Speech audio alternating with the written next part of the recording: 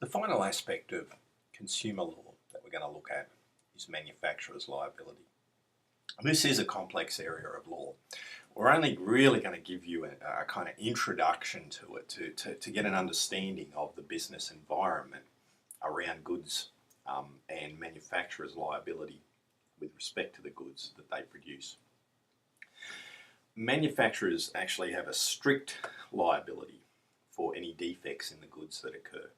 What that means is that the person who is injured by the goods or whose property is injured by the goods doesn't actually need to show negligence.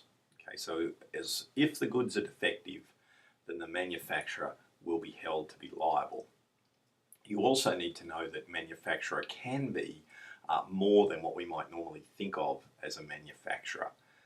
It in some cases can include an importer, people who grow things, people who hold themselves out to be manufacturers, lots of different categories. Just be aware the category of manufacturer is quite broad. Liability is strict in the sense that there is no need to actually show negligence in the production of the goods. So there are three things that need to occur. Okay. The first is that the manufacturer is supplying the goods in trade or commerce, so they're manufacturing and supplying goods. The goods have a defect, and then the third thing is that that defect causes injury to the individual. So the individual suffers injury as a result of the defect. So the critical component of that is understanding what is a safety defect. And you can see here under section 9, there are some key points set out. They include what a consumer would expect. So how would you expect this product to perform given the way it's been marketed, packaged, marks on the goods, instructions about using them, and what you might reasonably be expected to do with the goods.